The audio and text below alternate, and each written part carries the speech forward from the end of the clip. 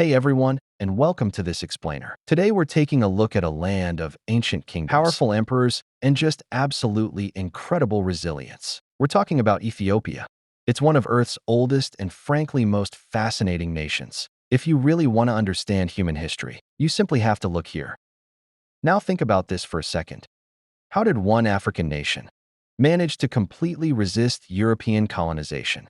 It's a pretty powerful hook, right? Because unlike almost every other country on the continent, Ethiopia is the grand exception to the rule.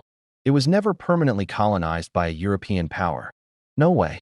To understand how they pulled off this incredible feat of endurance and why their unity was so unbreakable, we really need to trace their story right back to the very beginning. Okay, let's dive into this. Here's our roadmap for today. We'll trace the timeline from the cradle of humanity to the ancient Kingdom of Aksum and the medieval empires. Then we'll witness the ultimate test at the Battle of Adwa, see how the nations survive the modern era, and finally take a look at Ethiopia today and beyond. It's an epic journey, so let's get right to it. Section 1: The Cradle of Humanity and Millions of Years of Evolution. We are dealing with a staggering scale of time here. We aren't just going back centuries. We are rewinding the clock to the literal origins of our species. So let's jump to 1974, that was the year. Archaeologists working in Ethiopia's Afar region uncovered a fossil they named Lucy, and get this, she lived over 3 million years ago. Her discovery provided massive clues about human evolution and pretty much cemented Ethiopia's title as the cradle of humanity. I mean, long before what we'd even call written history began. Early communities were already out there living, farming, and building the physical foundations of civilization. Right in this region, this deep-rooted timeline is absolutely crucial because it instilled a sense of permanence and belonging that would define the Ethiopian spirit for millennia to come. Moving right along to Section 2. The Kingdom of Aksum, this was truly an ancient superpower. We're fast-forwarding to around the 1st century AD, to the emergence of one of Africa's absolute greatest civilizations. And let's be clear, this wasn't just some local kingdom. Aksum was a global heavyweight. They were a massive trading hub connecting Africa, Arabia, India, and the whole Mediterranean world. They grew incredibly wealthy, moving highly prized goods like gold and ivory. And they used that wealth to build these enormous, towering stone monuments called stele, which honestly still stand today as jaw-dropping feats of engineering. Also crucially, under King Ezana in the 4th century, Aksum adopted Christianity. This was a real game-changer. It fundamentally shaped Ethiopia's spiritual and political identity, unifying really diverse groups of people under a shared and making it one of the world's earliest Christian kingdoms. Next up, Section 3. Medieval empires and faith and the building of a unified identity. Now, every superpower eventually faces a decline, right? And as Aksum's influence faded, new dynamic powers rose up to forge the nation's enduring cultural identity. You've got two massive pillars defining Ethiopia's medieval era. First, the Zagwe dynasty. These rulers were master builders. They're famous for constructing the rock-hewn churches of Lalibela. Imagine entire church complexes carved straight down into solid bedrock. It's mind-blowing. This wasn't just cool architecture. It was a deliberate effort to create a new Jerusalem, literally embedding their faith into the earth itself. Then on the flip side, you have the Solomonic dynasty, who claimed this legendary lineage straight from the biblical Solomon and the Queen of Sheba. This really powerful narrative of divine right and historical continuity allowed the Solomonic rulers to centralize their authority, expand the borders, and fiercely defend the kingdom against rival powers for centuries. Which brings us to Section 4. The Battle of Adwa, the ultimate test. We are moving into the late 19th century now, a time when a huge existential threat loomed right over Ethiopia's sovereignty. To set the scene, picture the scramble for Africa. European powers were aggressively carving up and colonizing the entire continent. Italy set its sights directly on this ancient land, attempting to conquer and absorb Ethiopia into its own growing empire. The pressure was immense, and frankly, the European expectation was a swift, easy collapse of local resistance.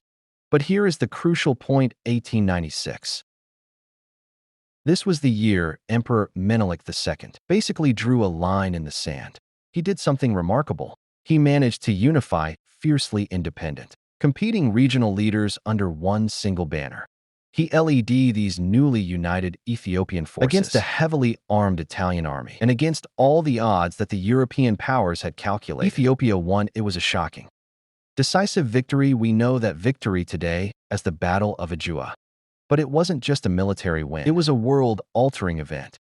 By defeating Italy, Ethiopia didn't just preserve its own independence. It instantly transformed into this global beacon, a powerful living symbol of African resistance against the entire machine of European colonialism. It proved once and for all that unified resistance could completely dismantle imperial ambition. On to Section 5, surviving the modern era. A brief occupation and the return to freedom. The victory at Adwa was monumental, absolutely. But the threat from Europe wasn't entirely over.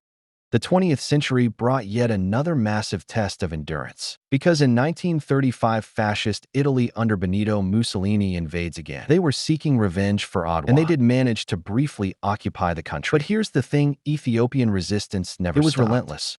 The people fought back fiercely from the mountains and the valleys, using guerrilla tactics that made the occupation completely unsustainable and just painfully costly for Italy. Finally, by 1941, Emperor Haile Selassie returned. The occupation was totally broken and Ethiopia's freedom was fully regained. And you know, this deep-seated resilience directly built Ethiopia's modern political influence. Following that hard-won freedom, Emperor Haile Selassie emerged as one of Africa's most respected leaders. Because of its unbroken legacy of independence, Ethiopia carried immense moral authority. They actually used that standing to play a foundational role in creating the Organization of African Union. That organization eventually evolved into the African Union we know today, which means Ethiopia didn't just survive the colonial era. It actively helped architect the entire continent's modern, post-colonial political landscape. And that leads us perfectly into Section 6, Ethiopia today and beyond, where the legacy continues. We've traveled from millions of years ago right up to the modern era. So what has all this history culminated in today? Well, it's culminated in a vibrant nation of over 120 million people. Modern Ethiopia is one of Africa's largest and most historically significant nations. It's this brilliant mosaic of diverse cultures, traditions, and dozens of distinct languages, all unified by that shared history of endurance we just talked about. And this brilliantly illustrates the whole vibe of the modern Ethiopian experience. The country is rapidly developing, sure, but it never loses sight of its roots. The story of identity we just walked through. It isn't just hidden away in dusty textbooks. It is visibly etched into the very landscape.